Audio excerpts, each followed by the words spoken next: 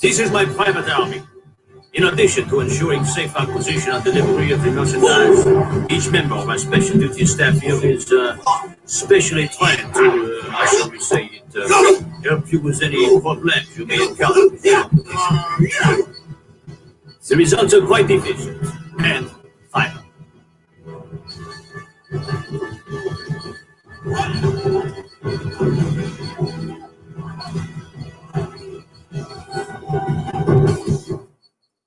It's 11:59 at Radio Free America, and this is Uncle Sam with music and the truth until dawn. Right now, I got a few words for some of our brothers and sisters in the occupied zone. The chair is against the wall. The chair is against the wall. John has a long mustache. John has a long mustache. It's 12 o'clock, Americans, another day closer to victory. And for all of you out there on or behind the lines, this is your song. Welcome everybody to our daily gun show, coming live every weeknight at midnight Eastern, and we're talking about guns for an hour. So this is episode number, I just wrote it down so you think I remember, 1168. We've been doing this show for quite a while. Right now, the way we're doing it is it's a conversation. So we throw the link out there while it's live over here on YouTube. And every once in a while, somebody jumps in and we have an epic conversation about guns. And some nights it's over pretty quick because nobody jumps in. Not trying to prove nothing here. We're not trying to impress anybody. We just kind of have a forum for people to talk about guns that isn't on the strings of the media manipulating what we're going to talk about. So we'll get into a palate cleanser by jumping over to the gun calendar. Guncalendars.com is a website that we got to attempt to keep track of our firearms history on a daily basis. I got a sore on my tongue, and that is distracting the heck out of me tonight. So let's see. We are on the 10th. So today is a pretty neat one. It's the anniversary in 2013 of the voters in Colorado offering consequences to the people, the representatives who voted for gun control earlier. So Colorado had some unprecedented, at least unprecedented for Colorado, anti-gun limits placed on the capacity of magazines, and the consequence of that was the subsequent removal from office of a few of the people involved. So September 10th is the anniversary of that. September 10th, 2013, Colorado voters removed from public office Democrats John Morse, Angela Garan for their service or for their support of gun control laws that mandated background checks on private gun sales. Oh shit, I didn't realize that was part of it. And limited magazines to 15 rounds. Never forget who has the real power and why they work so hard to attempt to make us lose focus on this. Always be vigilant in defense of liberty. So, yeah. So that's the guncalendars.com. That's the only thing I have listed today. I think I updated August pretty well, but if I'm missing anything that you're aware of, please let us know. The goal is to have something listed in there every day. I don't have anything for tomorrow. Later on in the week, we've got the anniversary of Gatling gun guy being born. That's back in the 1818. And then we get the guy who did the, what's that thing called? And then STG 44, Sturmgewehr, the guy who invented that is going to be the anniversary of his passing coming up later on this week as well.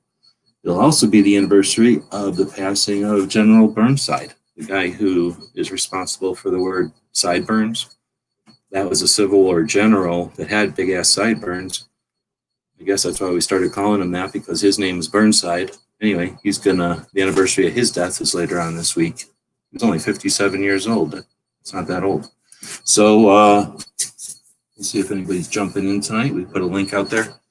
We use the power of the internet to allow conversations from around the world. So we got only a couple of people joining us tonight. So we'll see if it's a short show. Let's see. So DJ's out there. Says, what's the last gun you fired?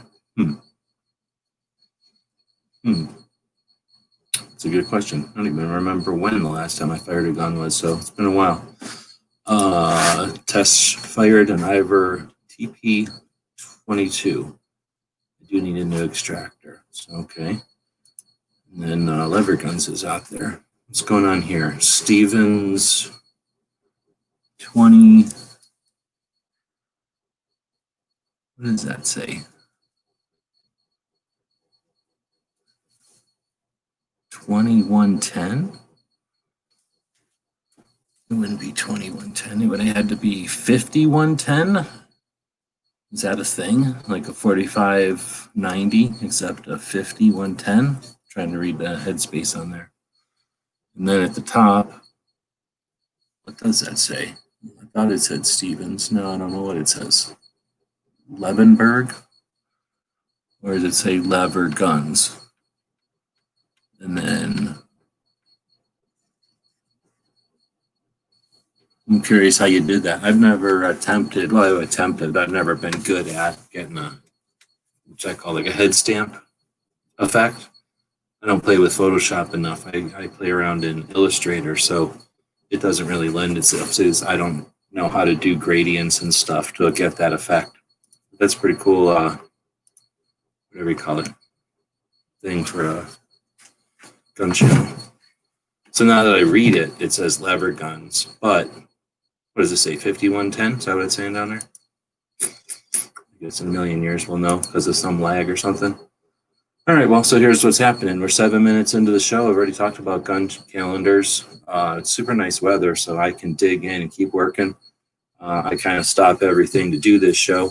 I had just got out of Yankee's show. He does a show every once in a while on a Thursday and sends me a link. And that just ended. I think we went long today. But, no, I'm not doing this because I'm trying to prove nothing. I've done 1,000-something of these shows. So if there ain't nobody here to talk, I'm not here. So a 5110 WCF. Cool. So Winchester centerfire. And then I know I've shot yeah, maybe it was a 5110. I think I've shot a 120. I thought it was a 45 120. I don't know if I shot it. I've seen a 45 120 come through the shop. Now I'm trying to remember if we ever shot it. I guess if you did a search on our YouTube channel, if I shot it, it would be up there. Or if we shot it, it would be up there. There's usually stuff like that. You try to shoot it at least to say you've shot it or whatever, but also stuff like that. I think that was like a $5,000 gun. Sometimes he was cool, let us shoot stuff like that. Other times, that's the kind of gun you got to clean and everything. We might not have shot that one. But also, if we had to clean it, who cares? Because I didn't always have to clean it. So 50 caliber, 110 grains of black powder. So that's how old guns worked. 45-70 is 45 caliber, 70 grains of black powder in there. 45-90, 45 caliber, 90 grains of black powder. This is a honking caliber. So 50 is big diameter. 110, that's like a crayon. It's like a big fat crayon, actually. So that's a big, cool thing just to have for a bullet collection. And it's a straight wall, right? So it just looks like a big crayon with a rim at the bottom. Big chunk of brass, just empty with a round in it. Just an empty dummy round is substantial. They're not kidding around because that's a lot of powder shoving. You got to have some mass to shoot that kind of distance. So those are neat. I've seen a gun that shoots stuff like that at Wanamaker one time. That was, I honestly don't remember how long it was. It might only been like 4 or 5 feet long.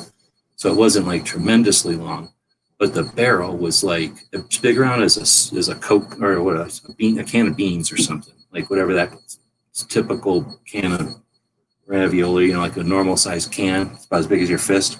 Like that kind of diameter, the whole barrel. Like there's no way that barrel could have ever not shot true. I mean, it was a crazy sniper gun. I think it shot something big like that. Let's see. So we got off on that. Tag changed it for a bit. I don't know what this TP22 is. What is it? If I type in TP22, well, I guess I did get a pocket pistol Ivor Johnson pretty quick. But it also came up with a 22-ounce flush-filled cup from Solo. It came up with a tiller, so a rototiller. It came up with a data sheet for something. It came up with a thermopalm and temperature meter. Then the Ivor Johnson pistol used for sale. I'll just flip straight to the pictures. You could have just said I have an Ivor version. What is it, a 22 caliber? So it's a 22 Ivor version of a James Bond gun. It looks like a little mini Bursa. Now I need to see it in somebody's hands for scale. It's useless when they just show it by itself. Oh, that looks like a little fun gun, actually. It looks tiny. It looks like a little one of those little Berettas, except not a flip-up barrel. So it's a little Browning ripoff of the pocket Browning, except in 22. Safety on the slide. It's kind of weird. But what's Ivor? No, Ivor's here. Ivor's New York, right? But on a little tiny gun like that, I guess that's where they decided to jam it. So let's see. This is how you work this. This is a link. I drop it in here, and then you can jump in here. And then you're part of this show. Actually, people are chatting quite a bit tonight. All right, I'll sit down.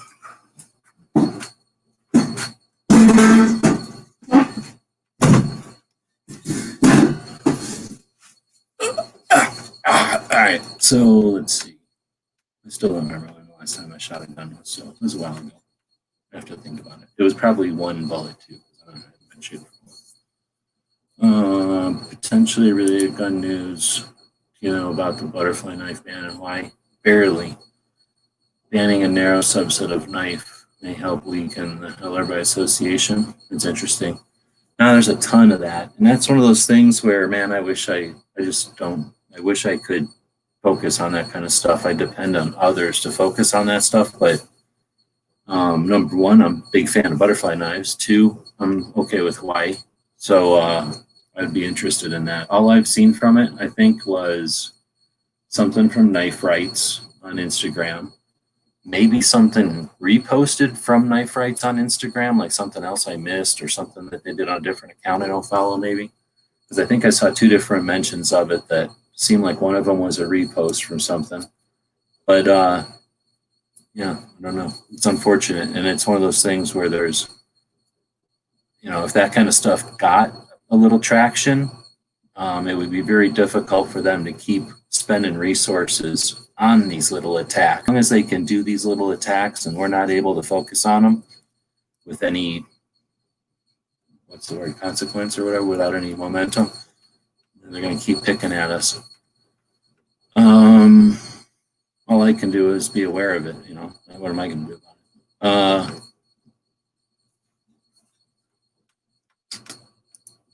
So let's talk about that stuff, last stuff, and then here's Ozzy, who is howling at a moon, it looks like. Bought a new gun today. Look at this guy.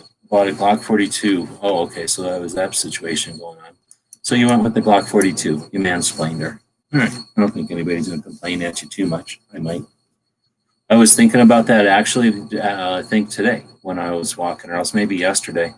And for some reason that popped into my head and I thought, dang it, I should have said Glock 19. Because I think I basically said you're not allowed to mansplain, whatever. So I probably should have said, but the real answer is Glock 19.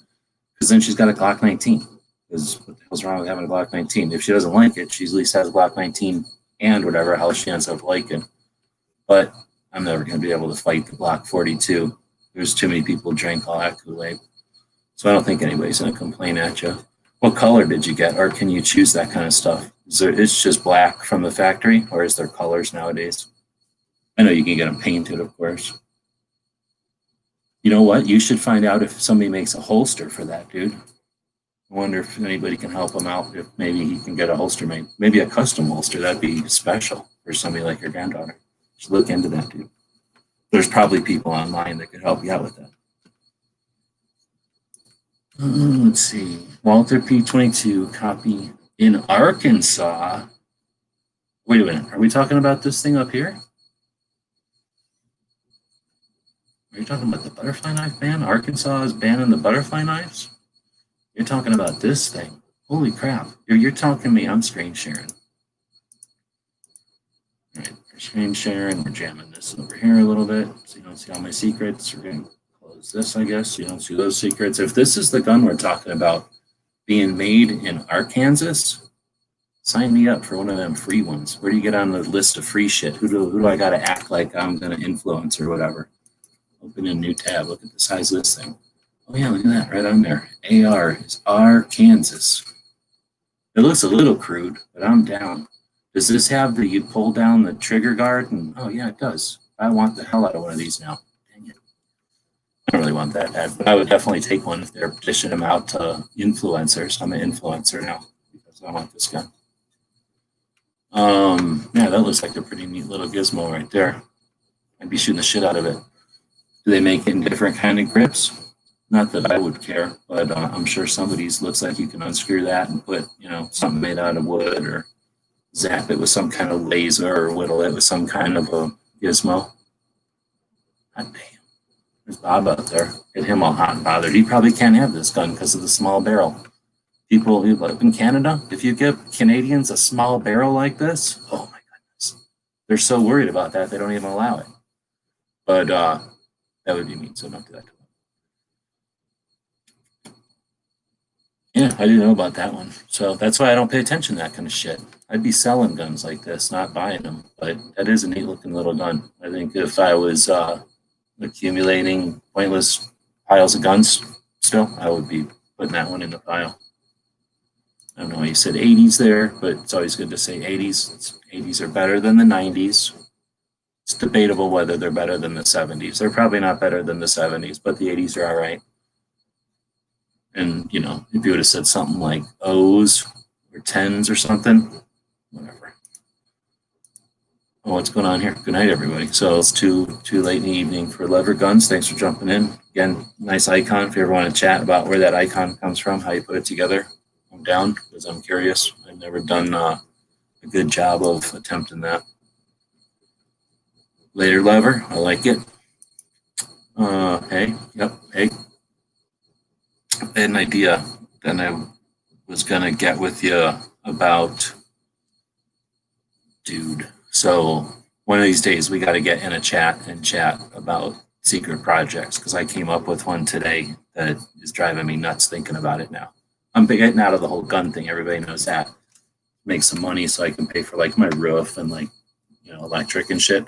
So I think I'm gonna make it rich on something here with the help of people. So got some secrets. Oh, there is no Ivor Johnson factory in Arkansas. I guess I'm reading that correctly, right? No Ivor Johnson factory in Arkansas. Thanks for clearing that up. I thought there was. Hey, y'all. There's Bob again, jumping back in. Let's see. I think you're talking about the grip. Just black. I know the guy that can make a handmade custom holster. Are you tight with that guy? Just to see if you can do it in time. Okay? If he's able to drop everything and work on that for you, that would be tight. No short stuff. Like if I order a stack of pancakes, it has to be five thick. If you say, could I get a short stack? They are obligated to call the Mounties, and then they come over and they're like, how much syrup do you think you're going to be able to put on 3 pancakes, you son of a bitch? And they either make you drink a bunch of extra syrup or, like, you know, to not go to jail, you have to order 2 more pancakes right away and then pour syrup, you know, the amount of syrup that's regulated by law on those pancakes, and then eat it. You're not allowed to leave anything on the plate. They're really finicky about that. Oh, and then how derogatory. I can't, oh my goodness. We don't say stuff like that. Oh my goodness. Think of all the ladies that are watching this show, Bob. look at, there was probably, before I pulled this over, dozens and dozens of people watching the show, all ladies. Says stuff like this. Out of here. All right, well, all right, that's all the chats. We're 20 minutes in, 6 people out there. Let's see. Let's see how many are creeping. 1 person's real, 2, 3 people in a reel. Oh, shit. You see how you have to do it? Eventually, you get them in here. If you order bacon in Canada, do you get regular bacon or Canadian bacon? That's one of those things where if you ask that question out of the corner of your eye, you can see a mounted police ghost. I got that from a movie I watched the other day. Nothing shorter than 4 1/4. Positive vibes. I don't know what that's about. Are you hearing that cricket?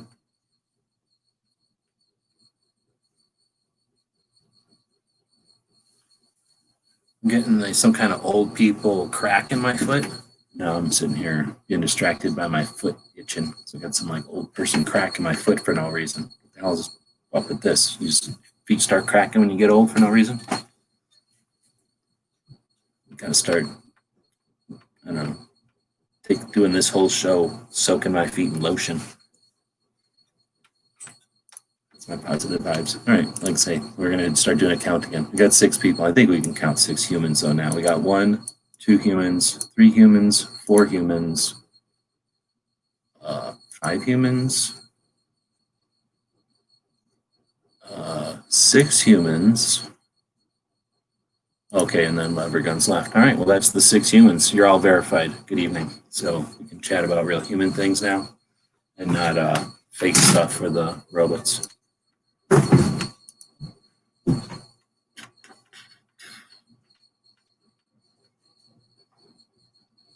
What's the story behind Canadian bacon? Let's go find out about that. Using the power of this kind of shitty browser. Canadian bacon. Should have mentioned my foot itching, because now all I can think of is my foot itching. Back bacon. Well, it's going to get gross pretty quick, probably. I just wanted to know where the name came from.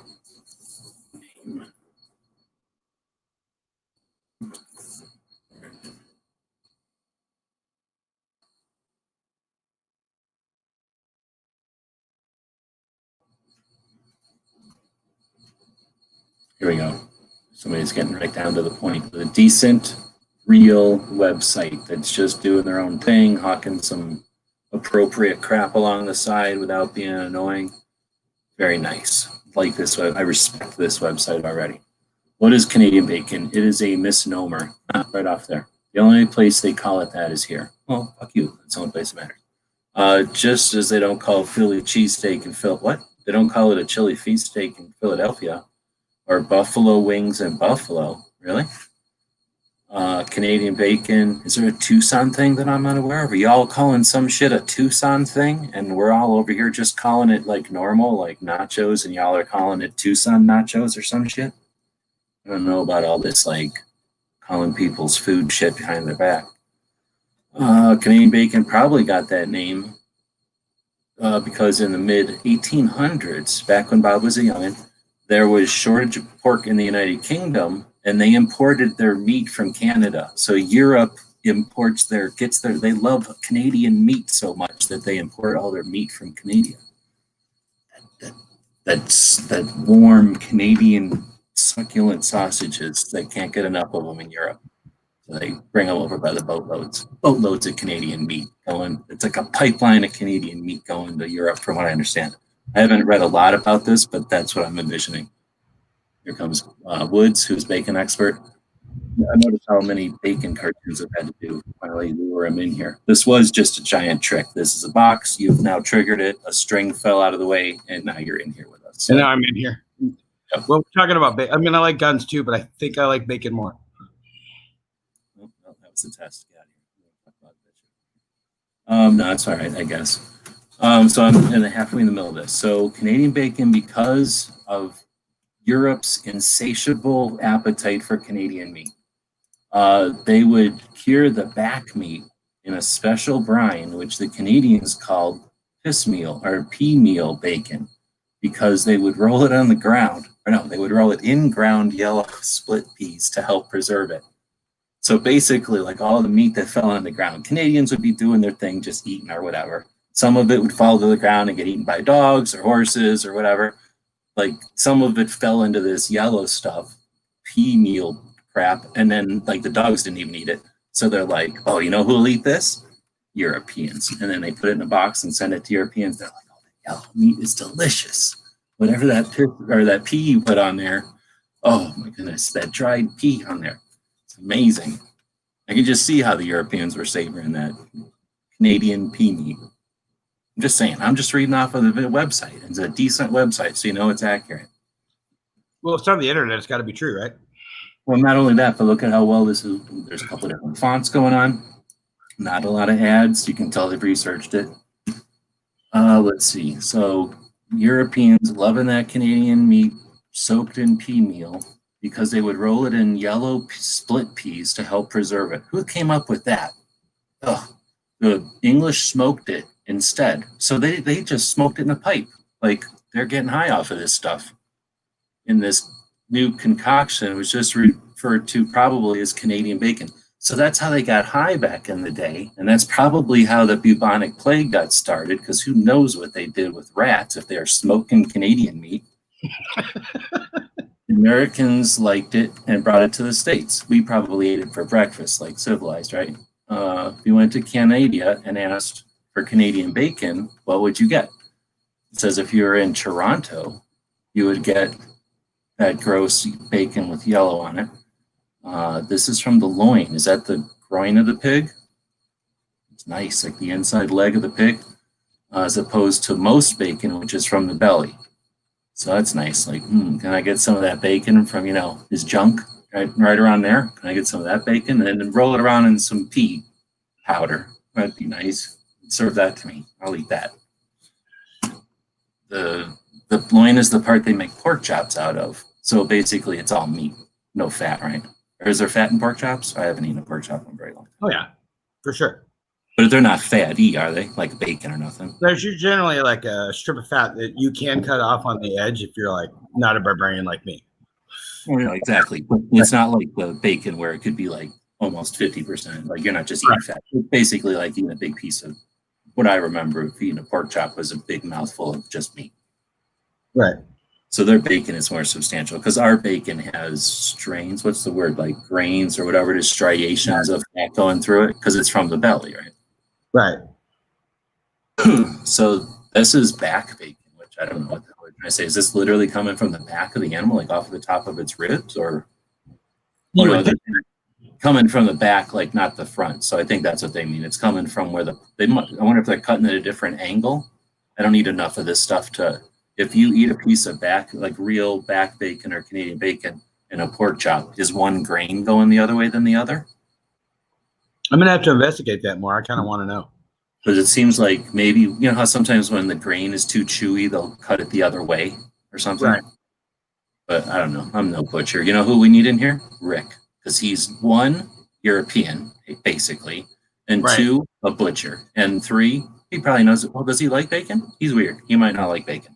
But I think he likes bacon. At least he probably knows about how to cut up bacon. I'm sure he knows how to cut it all different kinds of ways that we don't know how to do.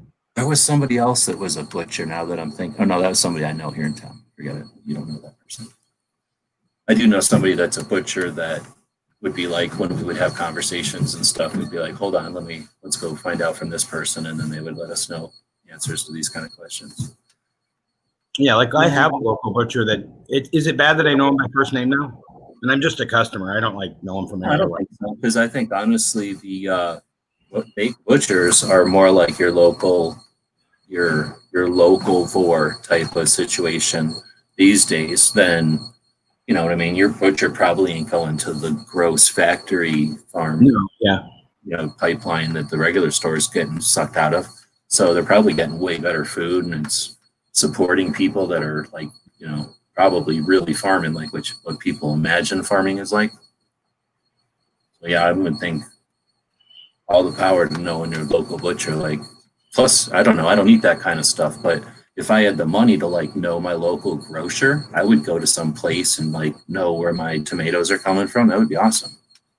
I would think you'd want that. Like, I want to know where this fish is coming from or this is coming from, because that's, I mean, what the hell? People get all worried about puppies. Like, oh, I don't like the way they grow their or they raise their puppies.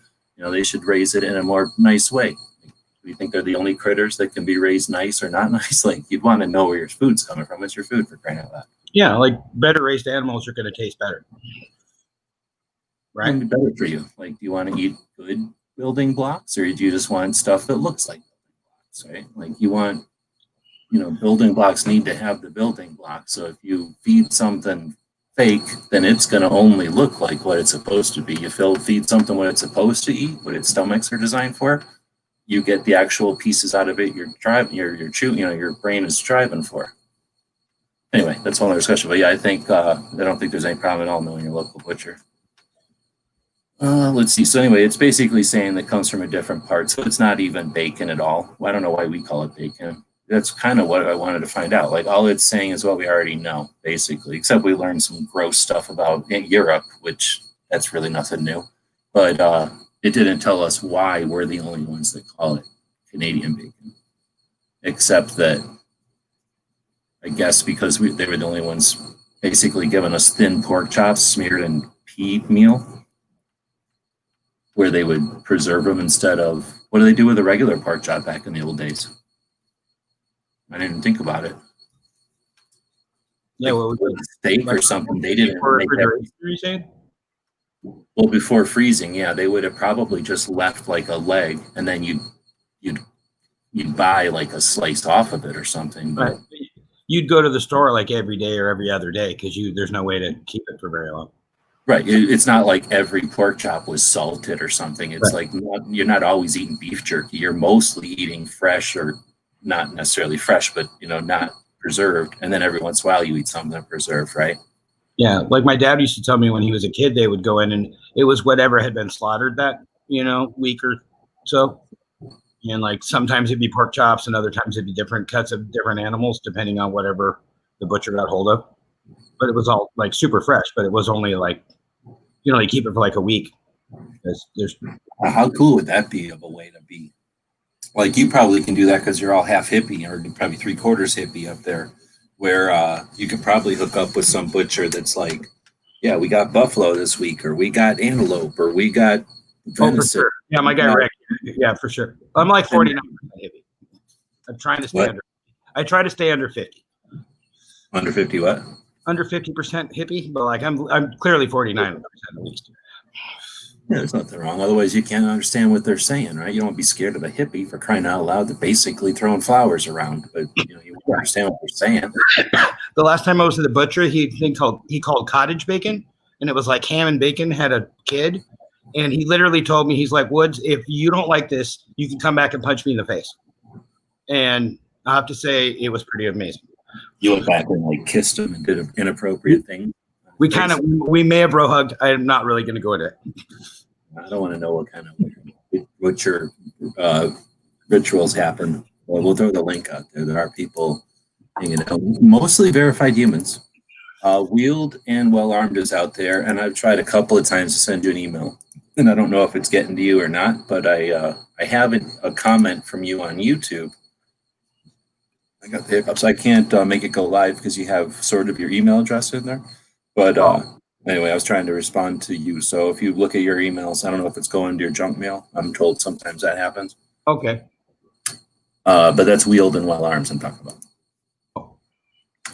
about. So let me go back to, where the hell do we even start all that? Oh, Bob and his Canadian bacon? Or no? I asked a question when you go to Canada. What do you that's get? right.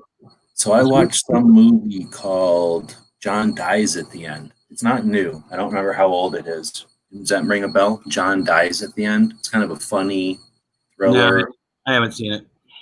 Okay, so it's have you seen this other one? It's I don't know. It's one of these kind where it's a comedy of errors, like a whole bunch of funny, not quite slapstick, but like, things happen that just wouldn't all happen in a row, and they all lead to a funny conclusion, but it's also a thriller, and there's some sci-fi stuff to it.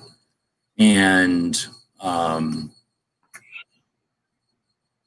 dang it, I'm describing the damn thing because of the way you describe that question there.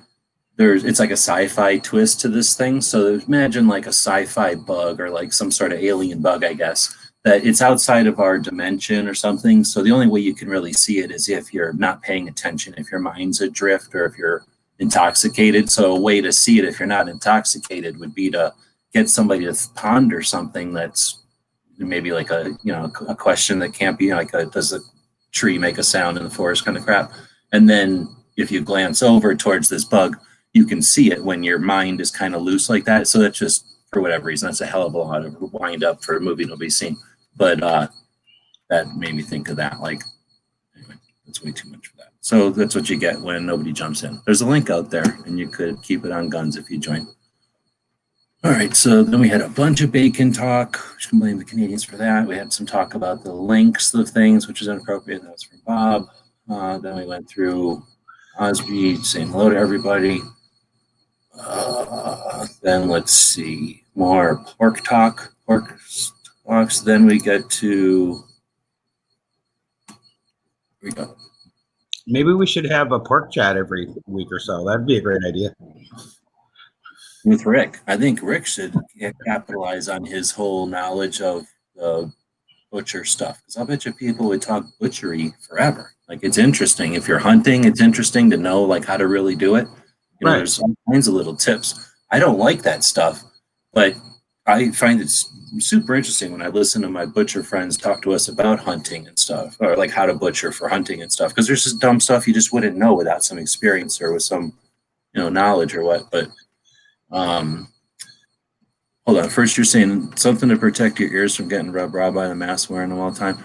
Yeah, I don't know about that, but I'm honestly not going to do nothing to enable masks personally. I was thinking of something more along the lines of our secret project that I'm thinking about to expand on that into something that I don't want to talk about anymore than that. I'm going to make $1 million, and I don't want any of these people stealing it. Let's see. Cut tough meat on the bias. That's what I was talking about, I guess. So here's how you get Rick all pissed. Like, if you know who Rick is, Rick's Life as I See It, right? And then this Wednesday chat, just start talking to him about grilled cheese. I'm sure he's gonna really enjoy that. I'm pretty sure he's one of the people that like really hates cheese. Oh, I don't like Rick as much now. Let's see. It's delicious. Thinking about going out for moose. I'd be down. I don't know how you do it. Back in the day, my grandpa would hunt moose from an airplane. I was like, sign me the fuck up. I was not super happy when they quit doing that by the time I got old enough to do it. Because can there be anything cooler than shooting a moose from an airplane? Sounds amazing. But I don't know if they do that anymore. Do they do that anymore up there?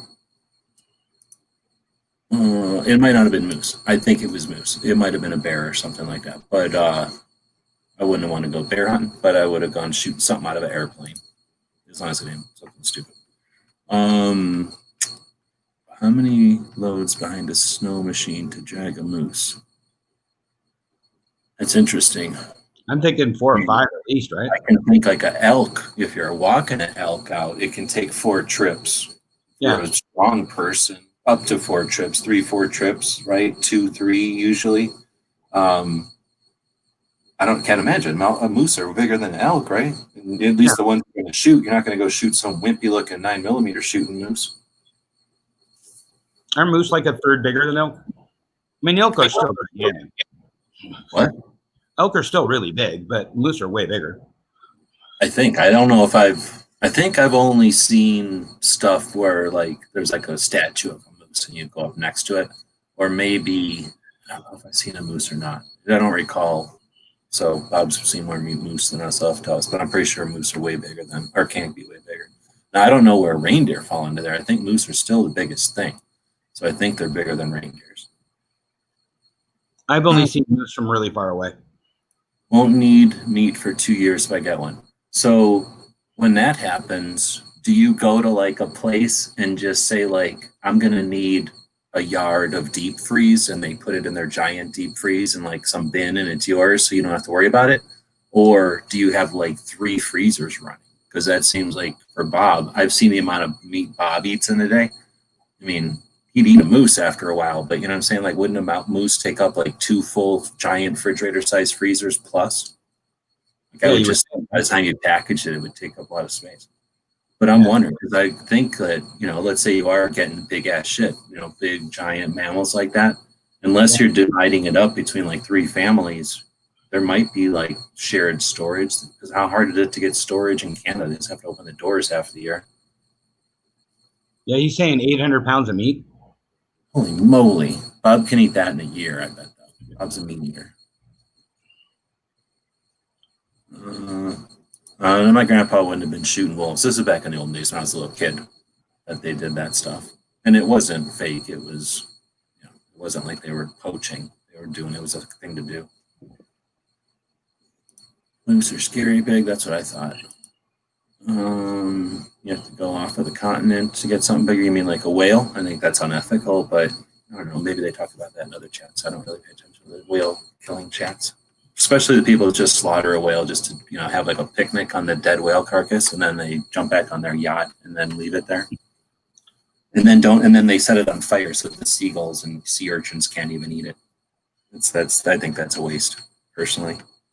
Yeah, we have one of the tribes that take a whale every 4 or 5 years. Oh yeah. We had before Gun Channels. Remember Gun Channels back in the day? There was a community. Yeah, it was neat. I was a big fan. Before Gun Channels, which started in 2013 and ran to 2020, there was a thing called Gun Chat, and that ran from like 2004 or 5 to 2009 ish.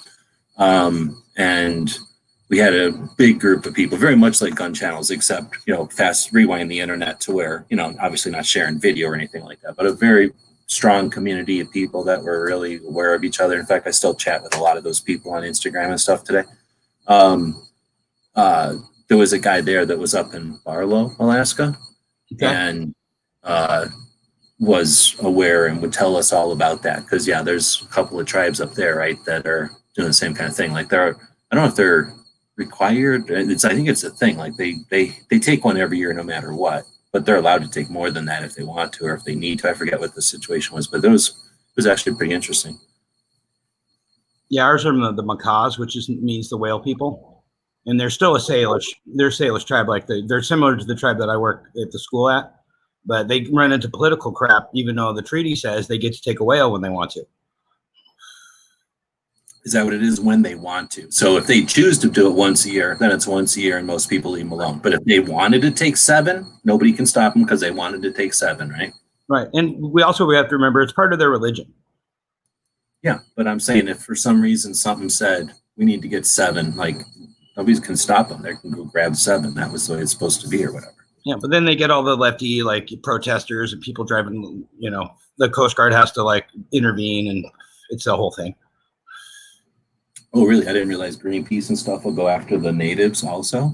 Correct. I know they go after like the Japanese who are just like, well, I like to eat soup that tastes like fin, or like it gives me a boner, so I'm gonna kill it. And like I can understand almost that kind of protesting, but I didn't know they go after indigenous hunts. Because the indigenous hunts are what they use to cull out. Usually in the indigenous hunts, it's not like they go out and say, hey, let's go kill that perfect whale over there. Like they go out and grab the one that's getting old or something, right? Right. I think it's like a banana. Like if you get a brand new strong whale, it doesn't taste good. You get an old whale that's been sitting around for a little while, and the bioflavonoids are,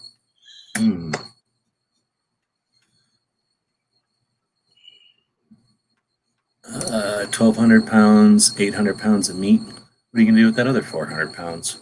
400 pounds of bone. Sounds like you can make some stew or belt buckles out of that.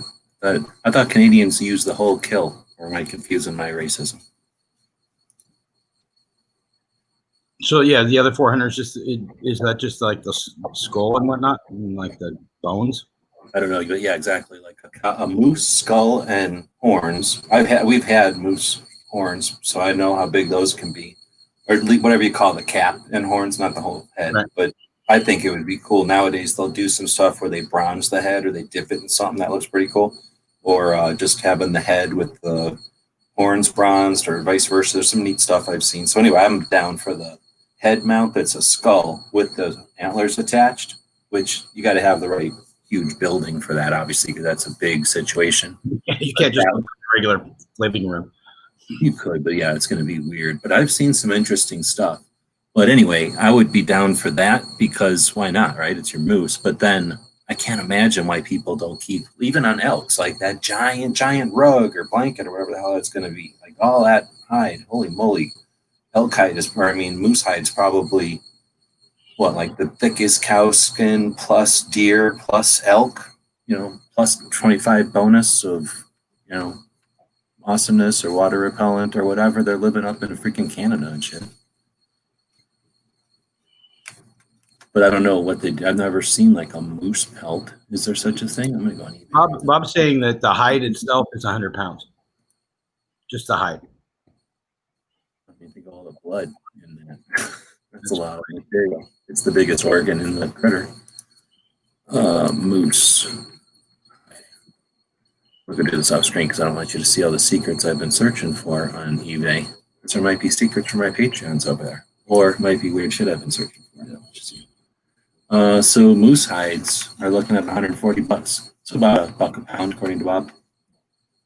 You buy just a leg, you're looking at $22.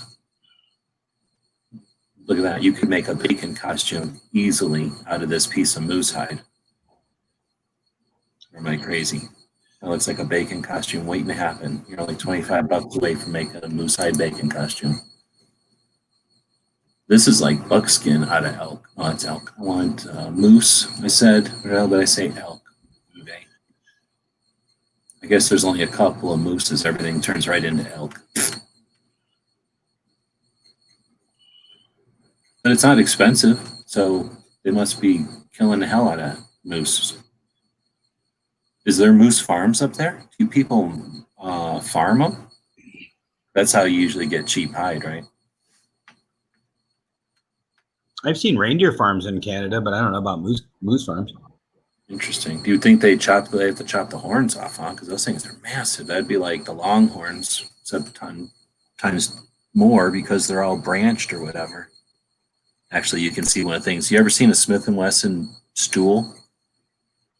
They kind of look like this, but they say Smith & Wesson on them, and they spin. They're like a swivel, the top, and you can sit on it and swivel around. Yeah. They gave them to gun shops, I think. Somehow gun shops have them. And no gun shop, I've never seen a gun shop that sells them or gives them away because they're like literally the strongest, best stool I've ever seen, ever. So I was looking for those on eBay. But I found this one for $30. There's another one in here for like 36 I found. I was like, holy crap, how the hell can they give you a whole stool? I guess 40. How the hell can they give you a whole stool, though? How big a stool is, was it 3 or 4 feet? Not like that, 4 feet. 3 feet tall, big around as a damn stool. For $40, you'd think it would cost that much just in shipping. They don't weigh nothing. They're pretty heavy. I don't know how these are. It's crazy. It amazes me. So anyway, I was thinking about buying a stool like that. But I know if I buy something like that, I pull the trigger, waste $40 on that damn stool. Like probably on the way over to pick up the damn stool, I'll find a stool like on the side of the road for free, or like somebody will be selling them for $5 somewhere. So that's one of those things, right? It's like washing your car or something. Except for cheap ass like me, it's like as soon as you buy something new, you find an opportunity to get it used. And you can't find it used at all, ever, until you buy something new. Moose farms, they don't do herds. Probably what I've seen, I might be mixing my racism up again, but I believe in Canada what they'll do is they'll light a bunch of fires and they'll run with torches and they'll take like a whole herd of moose off the side of a cliff, and then they'll have like a big celebration at the bottom where they use moose. Is that where they build the towns then? Oh, that's probably what happened. That's where the Toronto means the raining of moose. Obviously, moose plural in Old Canadian. That's where on Vancouver Island, they just started at the top and they just did torches all the way to the back. Moose can swim though, so that wouldn't work, I don't think. You ever seen a moose swimming? Yeah, that's the only time I've ever seen a moose in real life is they're on the other side of a lake. Oh, okay. I've seen elk swimming, I guess. But yeah, it's neat to see giant shit that just like jumps in the water because it's done it a billion times and it don't think it's spectacular because it's just swimming. But it's like, holy moly, that giant thing just jumped in the water and started swimming like it was nothing. And then we walked over to where it was going, and it took us like a half hour because it's a big ass lake. We kayaked over there, and that thing walked through a bunch of brush like it was nothing. Oh, coming out, I can't even imagine. Yeah, like a swamp would mean nothing to them. They could just sit there living off the land, eating frogs. I don't know. Do they eat frogs? Like eating whatever they want out of that swampy area. Eating fish for sure. I bet you they eat fish. You know what I'm saying? Like, I'll bet you if they see a big ass catfish, a moose could just stand in the grossest, swampiest area with its hoofs or whatever the hell they're called. Not even care. Not get stuck. Just keep walking, right? It's always going to just go straight down to bedrock or whatever. It's so damn heavy. Yeah, I bet you that's why they got so big. Do they eat fish? I'll bet you they eat fish. I guess they just go around eating berries all the time. So they would just be eating some kind of weird seaweed in that situation. Some kind of gross plant or something, or fish poop. I don't think they eat fish. They're not carnivores. Yeah, I was amazed. Like the brush that they were walk through, you'd need a machete to even try to walk through it, and they walked through it like it was nothing. Dude, I brought my, I've been walking past this one area where there's these branches that go on the road. And then, some Yahoo is out driving in the middle of the night super fast, and you're out walking in the middle of the night to miss the heat or whatever. It's basically death waiting to happen. So I finally remembered to bring my clippers out there, and holy moly, it looks like I had a 2-hour long fight with the meanest cat in the planet. Like my hand just looks like I stuck it down a, what do you call that thing? A garbage disposal. So yeah, I think a moose would just be able to walk right through all that thorny ass shit, just like if it was walking through a beaded doorway, like you hippies will have up there instead of having real doors. Seen a moose jump an 8-foot fence like nothing. Yeah, I've seen buffaloes jump. I've never seen a moose like that, but I've seen a buffalo jump. I've seen elks on the side of things where you knew they had to do it, but I haven't actually seen an elk jump. I suspect, though, elks are like, they don't jump up so much as they can just lift their legs up. You know what I mean? Like they can kind of scoot themselves up a little bit, but as long as they can bring their legs up, they can clear 6 feet just by pulling their legs up to their body, right? And then sticking them back down. So it's not like they have to jump so much as just get over something that can be really high. But the buffalo, they're not that big. The buffaloes out here are kind of little. So they're like the size of a cow, but they're way stronger than a cow. I've seen them jump over a fence. Like they do jump like a little goat. They're awesome. We ran into a herd of them. I helped my buddy. This is probably 10 years ago. We drove from Seattle to Fairbanks, and we left December 26th. So we're driving north on the Alcon Highway. We got to the Yukon, and one of the road people pulled us over, and it's like, "Hey, you guys got to slow down because on the other side of that is a bunch of bison." And we're like, "Okay." So I'd never seen a bison. I get over the hill, and there's literally 1,000 bison all over the freeway. They're everywhere. And I'm trying to drive through them. I'm driving my buddy's truck, and he wants me to stop, and so he could take a picture. And then that didn't piss that one off, but it sure pissed off the bigger bull. So we started chasing it. The problem is I stopped on ice, so I had to feather it to get it to go. And that bison chased us probably a quarter of a mile, but it was pretty fun. But those things are massive.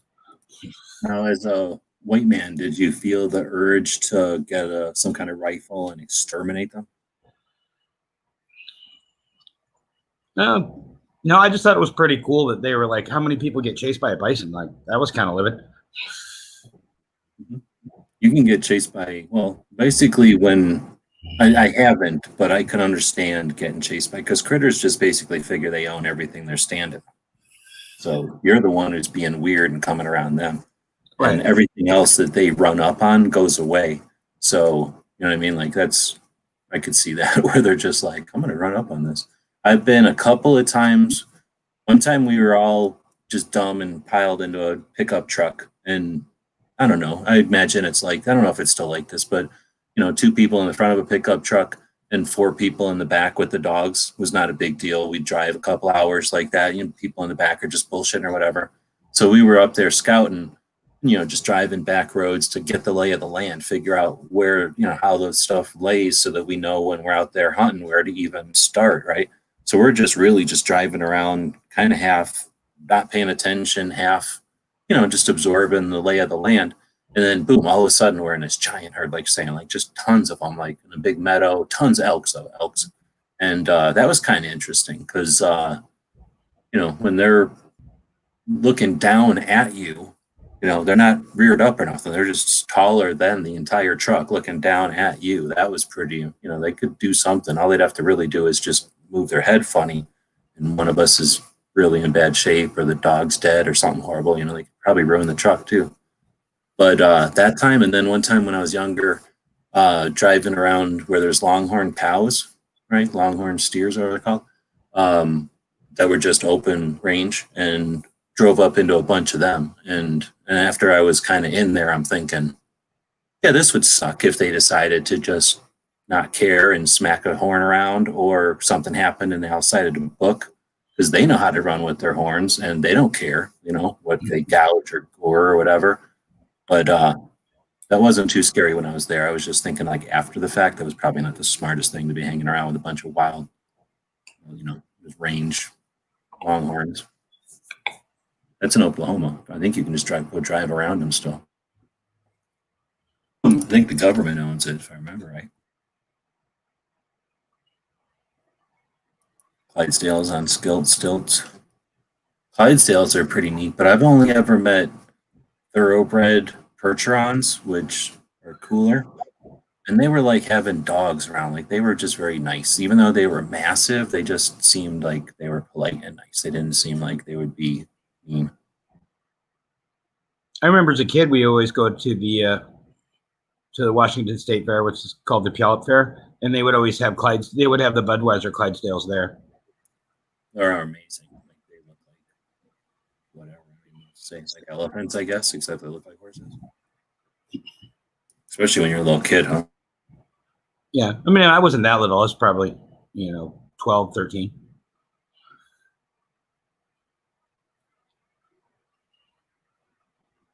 What we got here? In South Africa, when young male elephants act bad in a game park, they put in a big bowl and the teenager shapes up. Oh, interesting.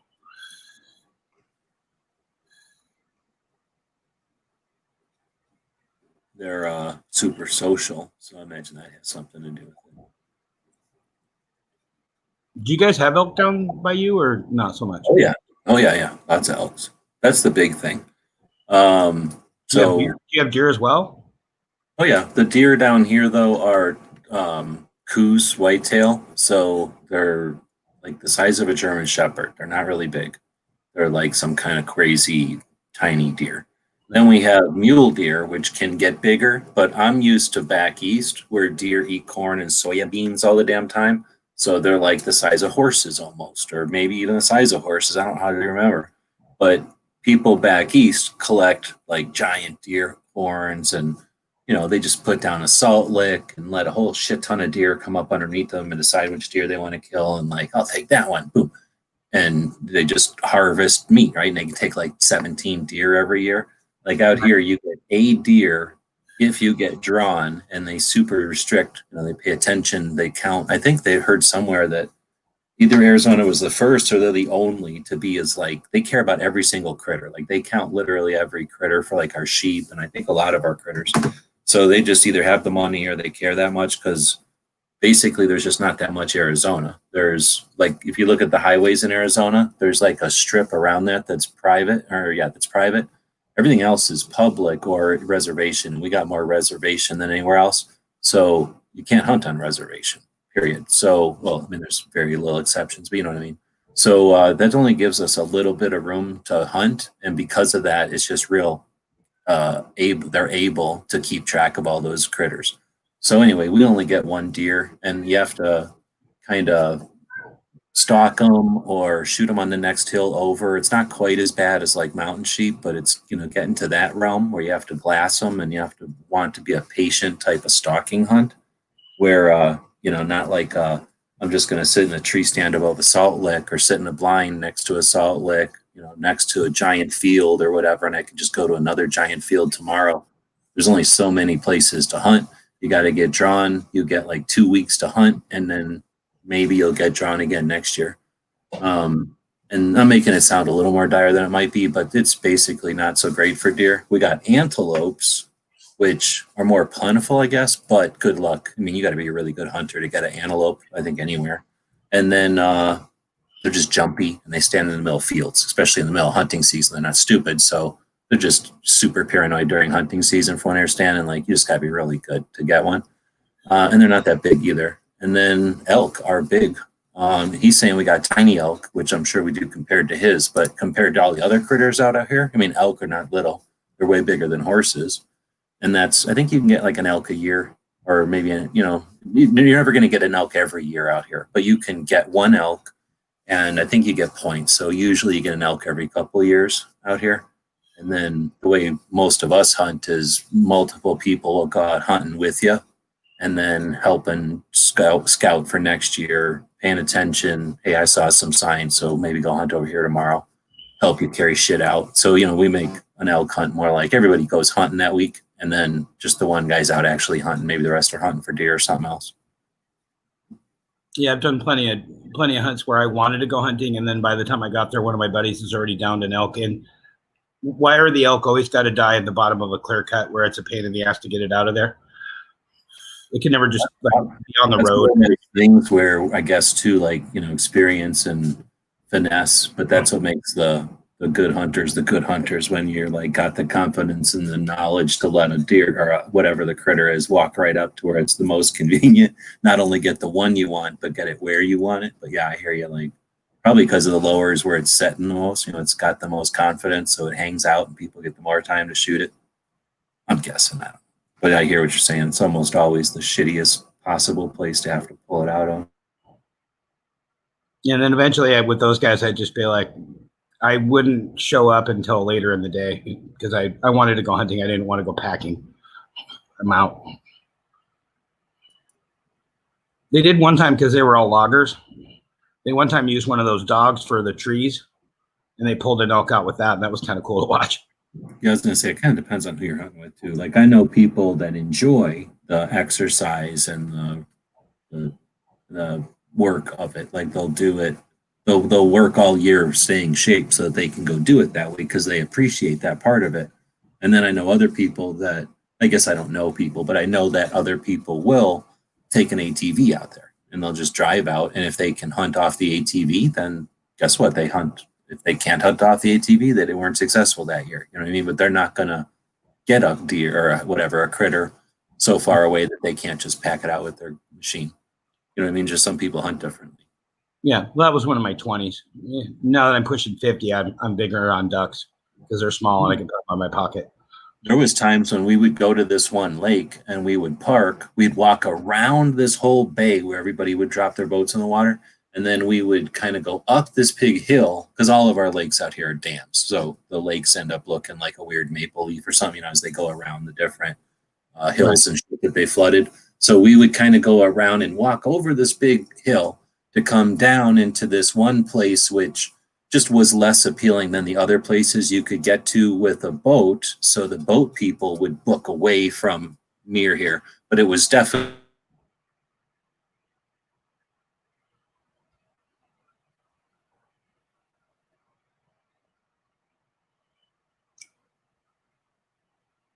I lost the audio. Are you still there, man? This is internet is trying to censor you. It must be uncensored. This is such vital information. It's being censored. Okay, you're back now. Good. I don't even know where I was at. I know I was saying something super important that was vital. You were giving us all your tips about the weird lake and where the boat people left. Lake where the boat people left. Well, that's why I use kayaks, because I can get to places you can't get to on a boat. Oh, snap. Yeah, where we would just walk over the hill. And then I guess, so brilliant. Let's walk over that big ass hill and go fishing and have that whole like section to ourselves. Brilliant. But then you catch something and you're like, crap, I got to carry everything over that big ass hill to get back to my vehicle. So anyway, I would have done that back in the day. Now, no way. I'll take the boat and go around to that corner in the boat, but I ain't going to go walk over. You know what I'm saying? I'm just saying I'm not going to be as ambitious as I would have been back in the olden days. All right, well, I already looked up moose hide. So we're looking for the next thing. There's some lag or whatever. We got 6 humans allegedly listening. We're looking for the next thing to look up on eBay over here. And right now all we have is a misspelling of over the hill. I don't feel like looking that up. So we're going to look for something else after this. What's this say? So there are some I saw look quite big. I don't know the actual size. Are you talking about? Oh, they're comparing elks. Plenty of times to compare elks on your own time, fellas. Everybody's got all your elks are beautiful. Yeah, we got those Roosevelt up. We got all kind of elk here. Oh, look, he's saying, okay, this is before Bob was calling out our elks. Arizona has tiny elks, half-size ones up here. And that's when Will Noir saying elkhorns, how far tip to tip, 4 or 5 feet. You have no idea what they are in Arizona. I don't know if Bob does either, but he might. He did get his hunting permit down here. He kind of needs his hunting permit. That gives a Canadian. That's the loophole. If they come down here and want to have freedom, they simply have to be interested in killing. And if they get a murder permit for animals, or an animal murder permit, then they can carry around whatever guns they want. It's awesome. That's how Canadians exercise freedom in Arizona. Constitutional carry. You have a reason to be here with your gun. Constitutional carry, my friend. You're welcome. That's the kind of stuff they want to cut our audio because we get into that kind of stuff in this show. No fear, no mongering. How come Bob doesn't jump in anymore?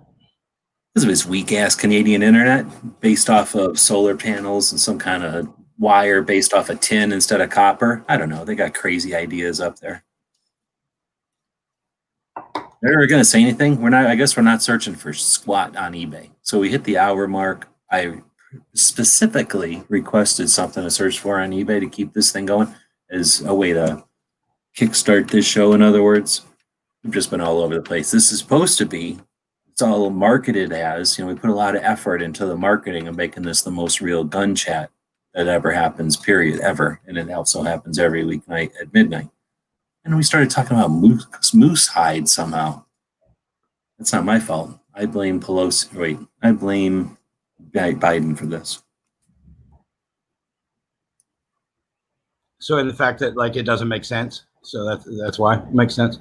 Well, at this point, I'm just looking for reasons to blame Biden. It always sounds fun. Blame Biden. Hashtag blame Biden. I don't know. Just trying to desperately get some political stuff in here, even though that's against my everything you believe in. Yeah, just for the ratings. Just for the ratings. I'm desperate to turn this 6 into like a 16 or even a 7. I'll take a 7. Do you guys have massive fires there? No, we had the largest fire in Tucson earlier in the year, but our mountain. We have crazy fires here, like in the city, like whole towns are having to evacuate. Yeah, I've heard of wildfires. You're talking about not like arson, but like wildfires that are threatening. One of them was set. They caught the guy.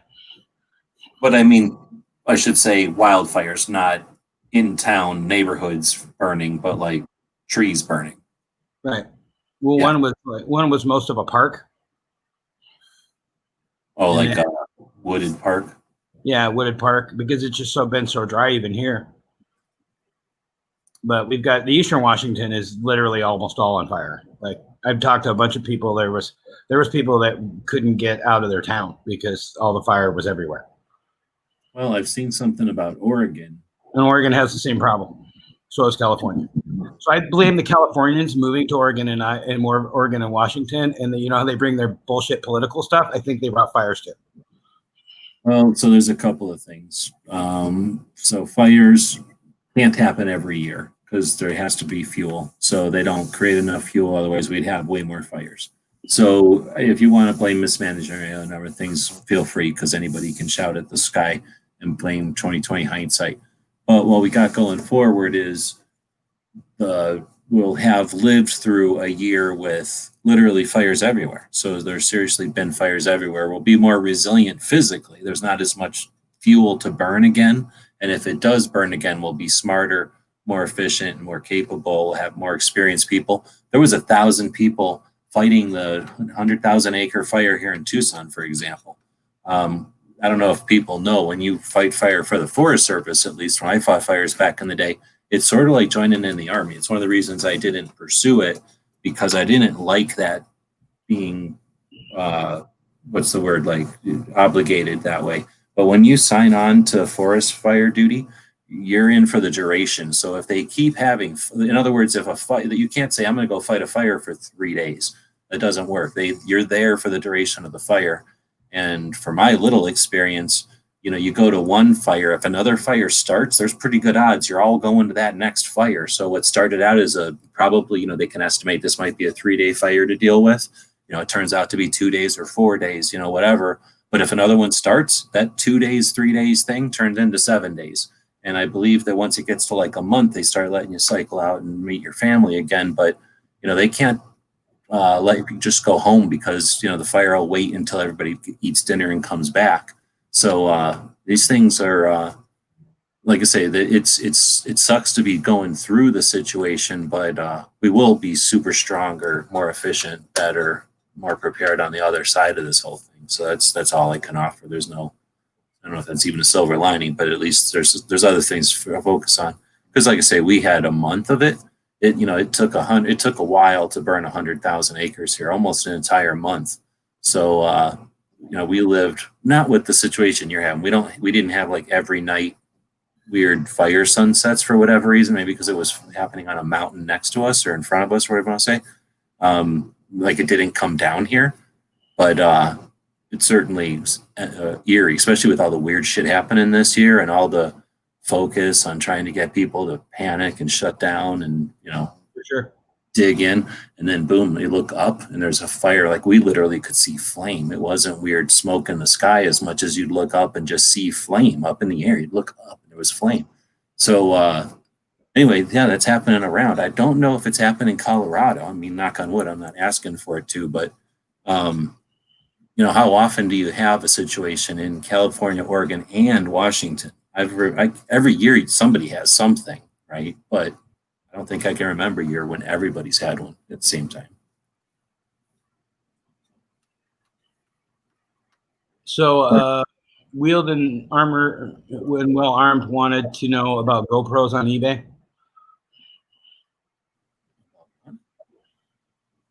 Oh, GoPros. I thought that said GoPro. And I'm like, what the hell is that? A food? Now I get it. GoPro. Duh.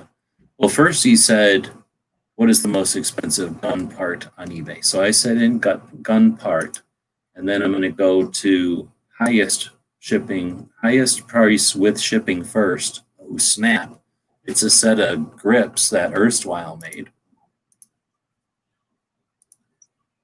So incredible custom 45 karat diamond gold grips for $19.11, below scrap value. So this is an amazing deal, and it's basically a solid, super intelligent decision to make, or an investment to make, I should say, in a set of wholesome grips you could use every day. Like literally take these to the laundry mat, to the sauna, straight into the pool, evening on the town, and right back to plowing the fields the next day.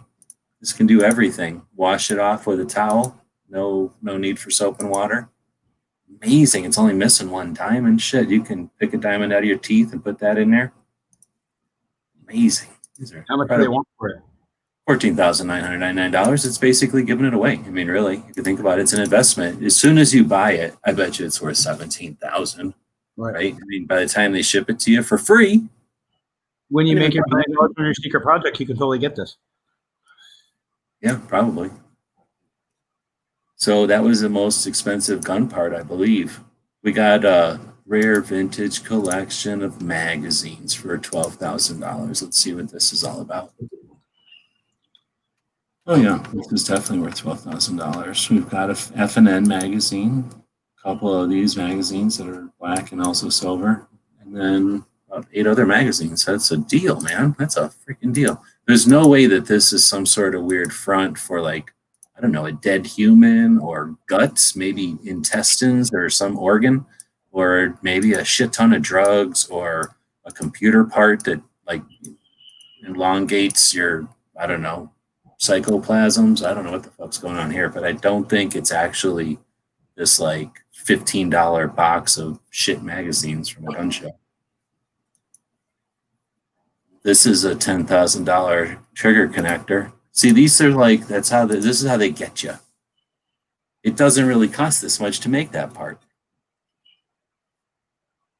It's a lot of markup there. Here's another steel. How much do they want for that? This is a tiny gun. Look at that quarter. Or maybe you just get a giant quarter with it. I'm not sure. $10,000, only $9,900. I can't get it to open. It must be little because you can't get it to open. So first it comes with a tiny little box like what you would put a 9mm bullet into. It comes with 5 9mm bullets, a magazine. Looks like it's whittled out of solid gold. Comes with a giant quarter. Maybe that's 50-cent piece. I don't know how many 9mm fit on a nickel. 1, 2, 3, 4, 5 of them. That could be a dime. I don't understand the denominations in the 60s. Nice little magazine. Looks pretty neat. How do they even make that? It looks crazy. Maybe it's extruded and silver soldered on the bottom. That's probably some sort of scribble on the bottom. It's always nice. Pretty interesting. Pretty what am I trying to say? Pretty good parts. Detail. You can carry it properly. The hammer works and all. You can carry it around with the hammer back.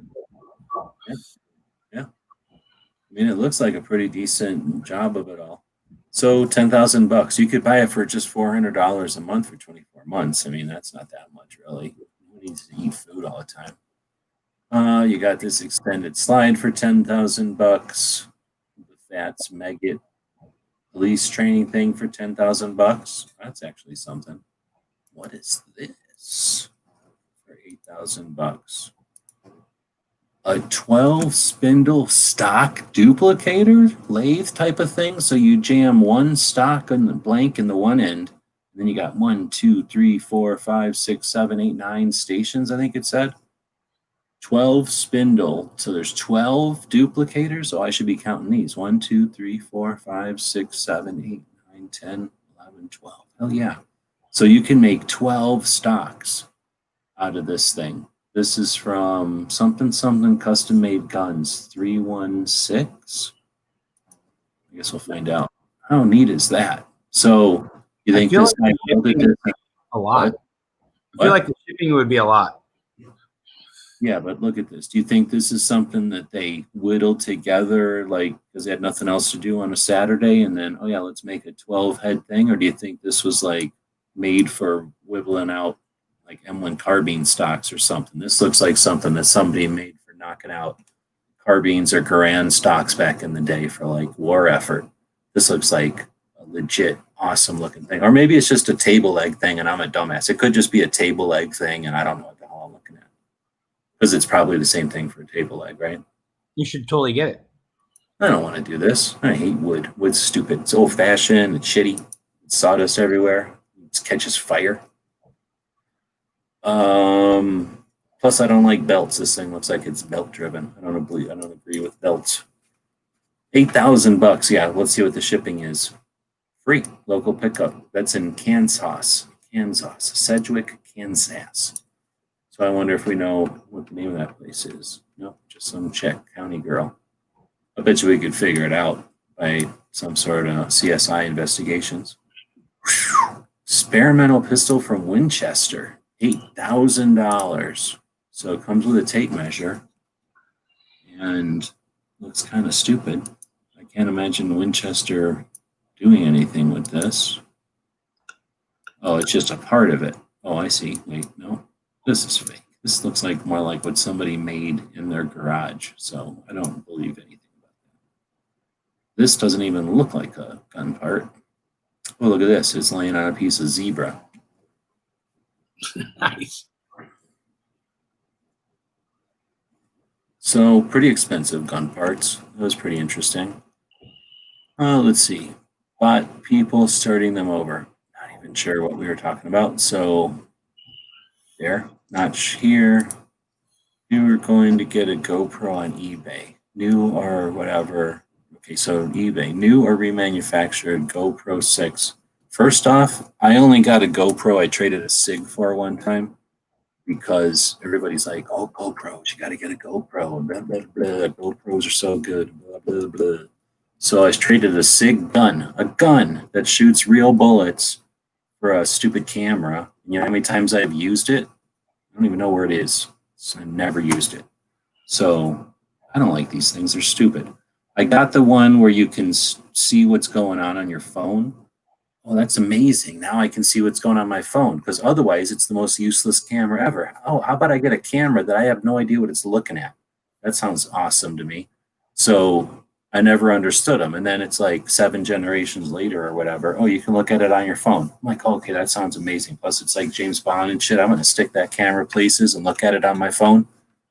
Well, now your phone's tied up looking at your stupid camera. It sounds like a great deal, but it ain't. Now you either have to have a second phone that's stuck to your camera, which I guess could be useful, but it's way too much effort for me. I ain't trying to be the next whatever the hell, trying to prove nothing with my camera skills. Now these things are $900. I don't know. That's more than I make in a month. So I can't even imagine paying $900 for a effing camera. So this is way out of my scale. I think when I got mine, it was worth like $300 or something. So I have no idea. So you're saying a GoPro 5, 6, or 7, and I don't even know what I have, but I don't think it's a 5, 6, or 7. I definitely don't have anything that looks like this. What the hell? GoPro 5. Oh, I have it set to shipping most expensive. How about I go to just best match? $100 for a GoPro.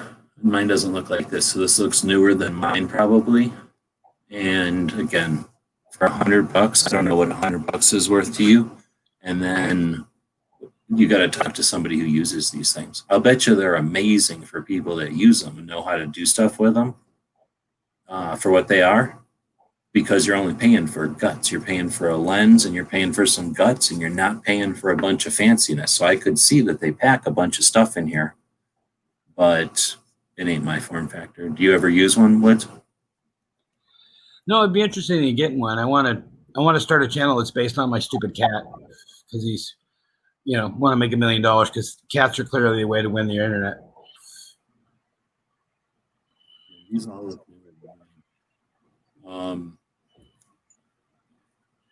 what appeals about a GoPro to you?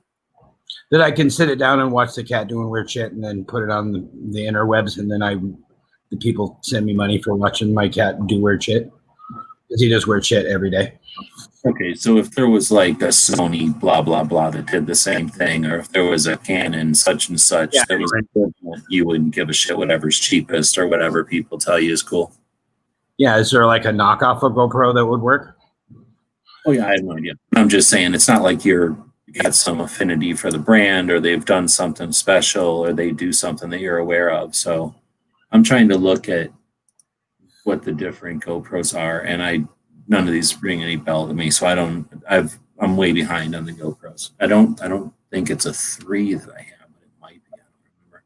This one has a thing on the back. So I'll shut up. If you can get one that you can see on the back and it's this little and it's basically just a little tiny digital camera that's this big and it's competent, I think that's worth $100. I used to pay like $57, $60 for my cameras back in the day. For $100 to have a tiny. What? Which one's that? This says GoPro Hero 7. Okay. 4K. So 4K is good. That's way more than anybody needs. You don't need 4K to kill a deer. And then it's tiny. So here's the other thing. Tiny is neat if you got like tweezers and like tiny little fingers or children to do everything for you. But you might not want a tiny little goofy camera unless like I wanted to get it as an additional camera. I could like use one of these suction cup doohickeys and jam it to the side of the van, and make some kind of action shot. Like if I'm popping a wheelie through like flames, right? I never get that on video because I'm busy doing stuff, smoking a cigarette or drinking. So, you got your hands tied up. So if I could stick my GoPro on the side, just have, I don't know if you just have it running or do you got to push some button? Like my dash cam I lost my button in Wisconsin, but it had this little button. It looked like like the size of it was the size of one of the mints that you used to get for free at a store, but like smaller than the mints you pay for. But you know what I'm talking about? I forget what they call them things, peppermint patties or whatever. So like about like maybe 6/4 thick. Anyway, it was a small thing about size 50-cent piece, but thick, 6/4 thick. I guess that's a better way to say it. Little button that you just had. It was somehow magic. You push the button, the dash cam would take a picture. So if there was some button that you could have remote for a GoPro, I would dig it. If you got to use your phone all the time, I don't got that kind of time. I use my phone for other things, and I want just some button like a regular camera. So if I could get something like the thing like this for $100 and have a button, maybe I'd change my mind about these things. Maybe I'm changing my mind. But I don't know. I tune out when people talk about their cameras and shit because I don't have money to buy this stuff and I don't really care. Is this waterproof also? That'd be handy. Yeah, that'd be interesting, because then it'd be fun to put on your hat while you're hunting. You look like a doofus when you do that, but I guess you could put a card in here. I wear Crocs. I don't care what I look like. Oh yeah, don't worry about it. You can stick a card in there. That seems useful. You can jam it into a thing. I mean, it seems like it's got everything you'd want. And I don't think I've heard anybody bitch about it. Maybe like me, like bitching and boning about they're too expensive. But really, it's hard to bitch about $100 with the screen on the back. Yeah, maybe I just got such an old one that I'm being old and crotchety about some like first version of it or something. Saying, yeah, there's a button. Yeah, go for it then. Unless I'm wrong. I mean, what the hell? It's only $100 investment. I'd always go used. Every single, I don't know how much you want to give, the whatever credit to our YouTube channel, but there ain't nothing done on our YouTube channel with, okay, in 2009, there's a little bit of stuff done with a new camera, but I figured out a long time ago that if I bought all my cameras used, I saved money than buying the new ones. So I just started buying used cameras to begin with. And then once I found this Sony that I liked, I only ever bought that camera again, period, ever. So I had probably 7 of those. They were 50 something bucks, like $57 usually. And I could sometimes get like an open box new, like it was a store display or something.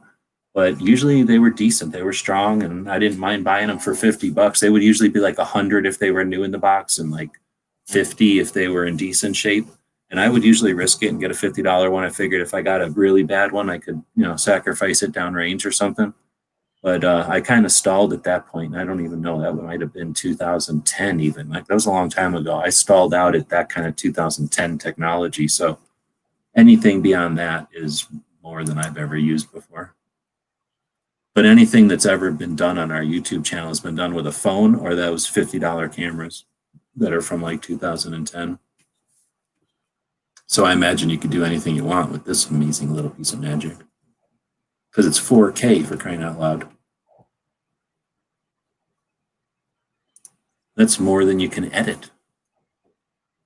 Like this computer here probably couldn't edit 4K videos. And this is the biggest computer I've ever owned. I saw a remanufactured GoPro for $150 or under.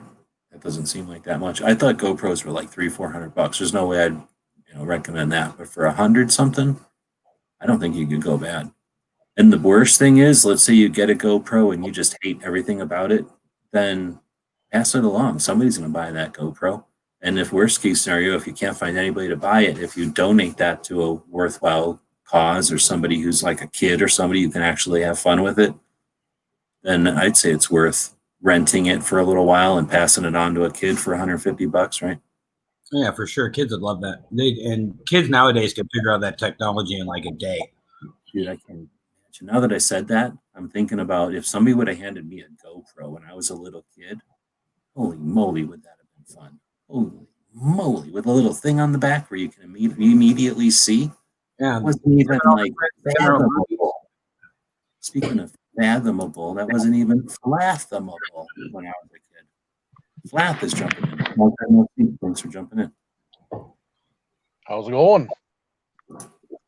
Oh, it's going. We just got done with all our badass heat for the year, I think, knock on wood. So it's actually getting comfortable and not just like, taking all of our attention with literally just the heat of the day. Yeah, the temperatures around here has dropped quite a bit too lately. Yeah, I was going to say, and I'm thinking as I'm saying that, I'm talking to people in Canada. I just seen in Colorado Springs where they had snow yesterday or this morning. So imagine, yeah, I'm sitting here talking about how we're finally getting a relief. You guys are probably getting the first like inklings of the fall already. Yeah, the last couple mornings we've been close to freezing, but not quite yet. The farmers are quickly getting their crops off the field here now, so things are going good. So I'm now we got a bunch. We got only 4 people, I guess, watching now. I don't know if Bob's still out there. He was out there a minute ago, but I don't know how many people know Flath from back in the. Well, I don't want to say back in the day, but from previous chats and stuff. Because I think most of the people joining out there tonight are fairly new to this conversation, let's say, chat scene. Yeah, well, I know At least in the realm of Flath. it's been a while since I've been on a chat, that's for sure. No, you've been around though. I think I've seen you mention stuff once in a while, like chat or something on people's chats here and there. You still got the same kind of cycle where you're working for months and then off for a bit, and then working for a good chunk and off for a bit. Actually, no. I started my own company here last year. Right on. What's all that about? Yeah, got into hotshot and freight, delivering, hauling stuff from coast to coast here now. What does hotshot mean? Well, it's an old school term. It started off as an old oil field term. If they needed, if something broke on a drilling rig or something, they'd hire someone to pick up whatever broke and get it delivered immediately out to site.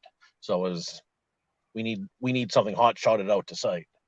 So it was Okay, so is that the kind of stuff you're doing then, like quickly reacting to urgent situations or what?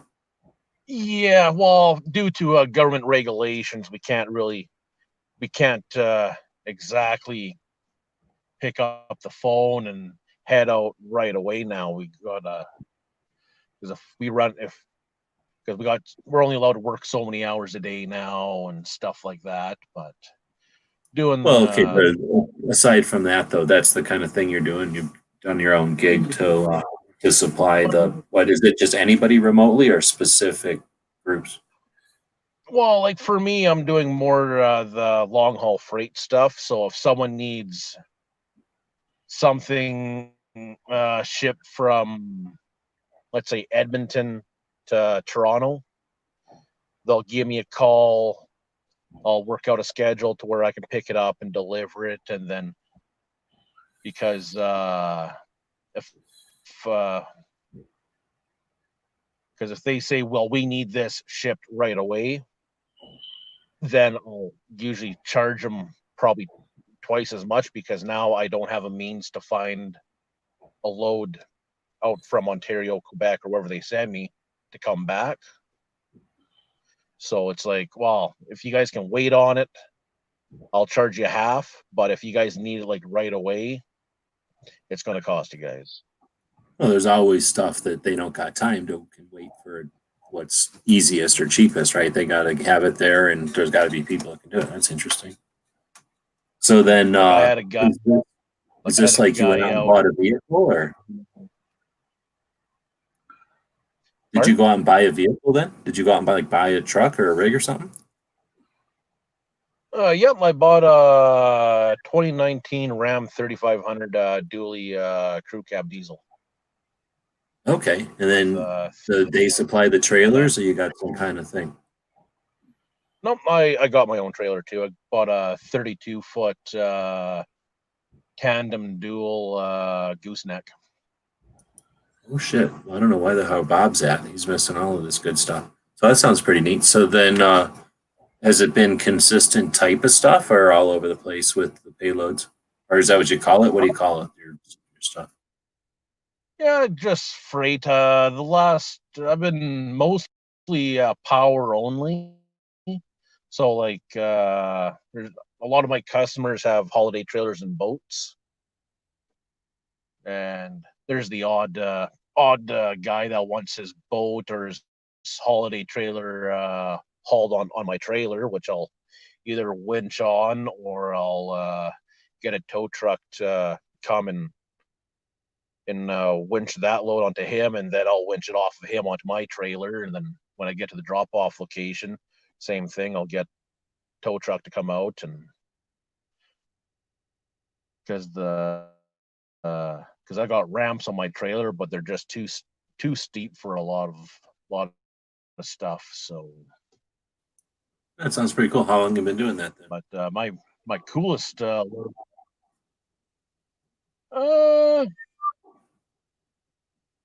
see, about 6 months now. I've been going full tilt. My coolest load I did was actually a short little trip from Drumheller, Alberta to was it down by Vancouver? There's a guy got a truck custom built. It's a 1947 Power Wagon cab on a 1987 GMC Kodiak 6500 frame with a Detroit naturally aspirated V8 diesel with a 5-speed splitter transmission. So is that like for doing something somewhere remote and rugged? Is that for doing something rugged, or is that just like some kind of recreational fast play thing? No,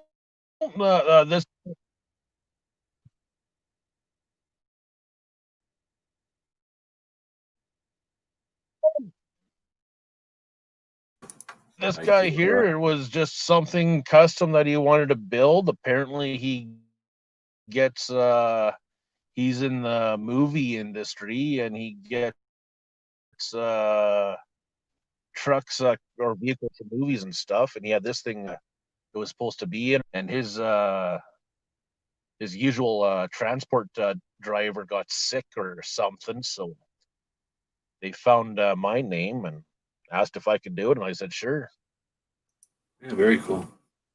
Definitely interesting. Now, is that something where you go by yourself, or are you taking the wife?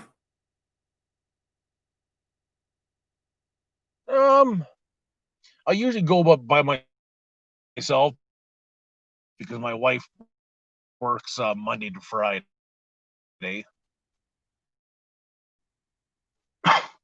Okay, so I didn't know. My wife, what was it, about a month and a half ago, I took my wife up to Yellowknife. Had to deliver a holiday trailer.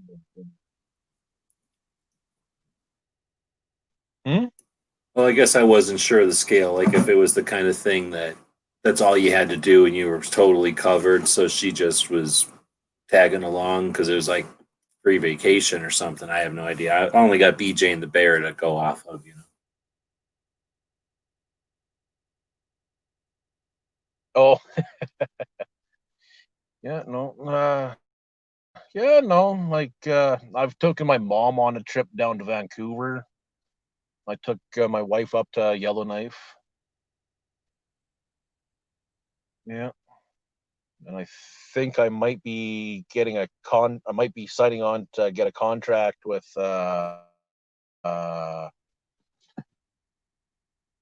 what is it? Team RV, I think, out of Indiana to haul brand new holiday trailers out of there up to Canada here. Yeah, that's neat. I knew a couple of people. Pay half decent. I knew people back in the olden days that would do something like that, shuttling RVs, and they would either tow their car behind it and then like drive their car home, or get it where they could drive an RV this way and then maybe wait a little while, or else get it scheduled where they just turn around and drive an RV back. And yeah, they were making decent money. It's just that you're basically just driving around in a RV most of the time. Yeah. Can't really live in it, but you can, have fun driving across the country. Yeah. Yeah, my whole basis for trucking is based on the show Moving On from the 70s and reruns. Yeah, Watch no, like one. me, what I'd be doing, I'd be using my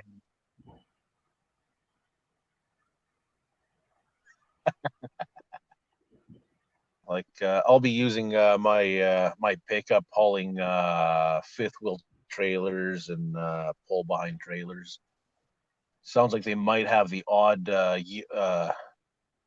what they call multiple unit deliveries. So those camper trailers that go in the box of a truck.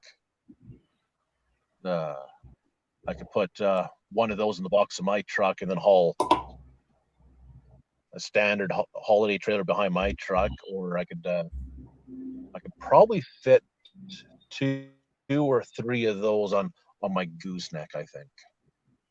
And if I could get multiple unit jobs, the rate almost doubles. Yeah, I've definitely seen trailers delivered, like pop-ups and smaller stuff, where they'll kind of stack them almost on a big trailer, like you're saying, and get sometimes 3, 4, depending on the trailer.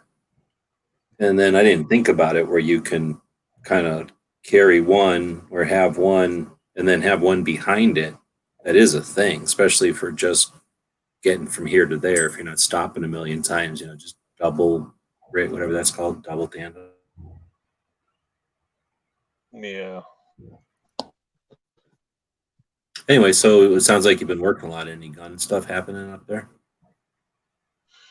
A lot of oil filled and pipeline slowed down, but other than that, business as usual. No, I'm saying gun stuff. Any new guns or shooting or anything? No, I'm trying to remember. Let's see here. The last firearm I bought was probably 3 years ago, and that was Yeah, I hear you. That tech. What was it? That Russian pistol I bought there, that TT-31, I think it was. Now, from what I remember, you're not in the place where you can just go out the back door and shoot off the porch or something. You're more in a neighborhood where you don't get that. You have to go somewhere to go shoot. No, I'm out in an acreage. Oh, okay. So if you want to, you go out shooting whenever you want. Yeah. Well, then you got no excuse. You ought to be shooting. I was going to say, because I don't know where Bob was. Like I say, Bob was just in here. I don't know if you've been paying attention to what Bob's been doing. I watch him on Instagram mostly, but he posted a couple of pictures of his new place, but not with like context. I can't tell if like he's got hundreds of miles behind him or if there's a big house right behind him. So I don't know if he's out in the middle of nowhere or if he's just where there's big enough yards that you don't see the neighbor real easy. No, I haven't talked to Bob in forever. He's moved down sort of close to the border, I think, by Montana someplace. So kind of south from where he had been. But moved everything that he had, I think, kind of around. He had his cars over here being kind of stored, and it kind of had things in different places. I think he's got it all accumulated now to one spot. And it sounds like he keeps acting like he's going to have some better internet at some point, so he'll be back online. I imagine he's at least that's his goal, to get back online and chat some more. Last time I talked to him, he was planning on moving to Alberta. Yeah, I remember that. That was quite a while ago. Then I guess that didn't go through, so then he moved to this place that he's at now. I think that was how that order. Yeah, I gotta contact that geezer somehow. Well, I don't know if he's going to watch this or not. He was, like I say, he was in here maybe 10 minutes before you popped up. Are we not allowed to have more than one Canadian in the show? No, just coincidence, I guess. Bob's old and he fell asleep or something. Got sick of all our we were talking a lot of smack about Canadian bacon. Trying to look up history of why they call it that. Turns out, I guess you guys used to slice off more like a thin pork chop, it sounds like to me. And then for some reason, put that in pea meal because that would preserve it, it says. So then, like the ground yellow split peas, and then that situation was referred to as Canadian bacon back in the old days. Have you ever heard anything like that before? No, that like what you just described sounds like pea soup to me. Yeah, I mean, well, they show it here, and it looks like maybe like a barbecue flavor, right? Like a powdered barbecue almost, or something. Like that's the only thing I can think of. Like if you, because salt or split peas aren't salty, but maybe if they, like if you were to take a bunch of ground pepper and put meat in ground pepper, wouldn't that pull some moisture out and probably preserve it somehow? It would taste like pepper, but it would be preserved maybe. I think Well, maybe that's what anytime happens. anytime you add some kind of dry powder to something wet, it'll always absorb the moisture, right? So Right. So maybe it'll that's be what it's doing is it's, and then it probably created some kind of crust or something that was appealing. Maybe, well, I don't know. I know my mom when she used to have her restaurant, she'd always have split peas in her salt shakers to keep the salt from Oh yeah, I've heard of that. So it doesn't clog up building. and become a big clump. So yeah, I like split peas, they're dry, so yeah, if you crush it up and make a powder, it would preserve it, but Anyway, we couldn't find much. We were just making fun of it. Anyway, that's when Bob ran out of here. He probably didn't, he got sick of that. You probably all get sick of it when we would start talking about Canadian bacon. It's like hearing the same old joke a billion times. yeah, it was a good show.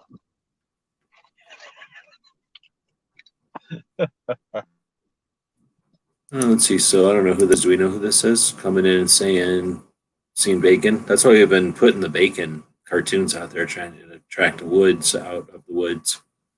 Um, Otherwise, though, we've been going for a couple of hours, and it has been pretty good weather here. I only mention that because it's been such a relief to not have this like just frustrating heat all the damn time.